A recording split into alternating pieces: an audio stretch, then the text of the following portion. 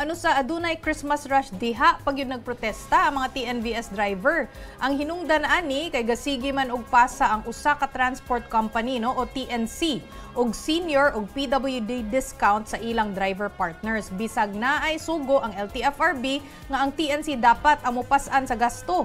Dali, pangutan-on nato bahin aning grab of protest ang presidente sa Laban TNVS nga si June De Leon. Sir, baka pwede nyo po kaming kwentuhan dito kung ano nangyayari po dito. Update po. Magandang hapon po, ma'am. Magandang hapon po sa mga inyong tagapanood at tagapakinig. Yes, sir. Go ahead, sir. Ngayon po nag-umpisa po ang protesta natin sa Grab at may mga TNVS drivers po tayo na nag-grab off po, bumiyahe po sila sa ibang transport network company po sa Metro Manila at sa Cebu. Ito po ay isang protesta na dapat ay ipasan ang 20% discount ng Grab at hindi ang mga driver. At nananawagan po tayo sa LTFRB na utusan na ang Grab na i-refund bago magpasko ang mga ipinapasan sa mga drivers.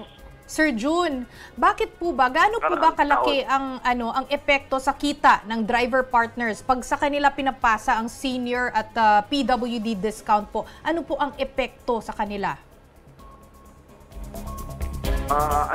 Aside from 20% discount ng PWD, ang komisyon po na kinukuha ng Grab ay 25 to 30% sa isang driver. Kapag pinapasan pa po yan, plus 20% sa mga drivers, halos 45 to 50% lang mawawala sa mga driver. Yan po ay talagang lugi po ang driver dyan. Kaya kahit gustuhin man po namin na serbisyuhan ang mga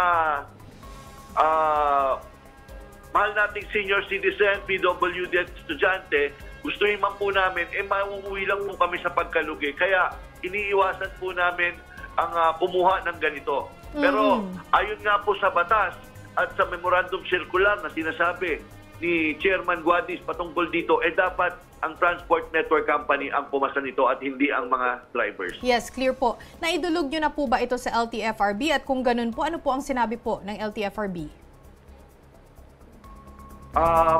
Nung nakaraang linggo, tayo po ay naghain ng petisyon sa Central Office sa LTFRB at naghain din po sa Regional Office, Region 7, ang mga kasamahan natin na TNVS leaders dyan sa Cebu. Ang alam ko, pinatawag na po ng binigyan na ng show cause order ang Grab at didinggin na po ang reklamo natin sa kanila itong darating na taon.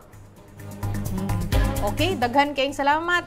June De Leon ng Laban TNVS. Merry Christmas po.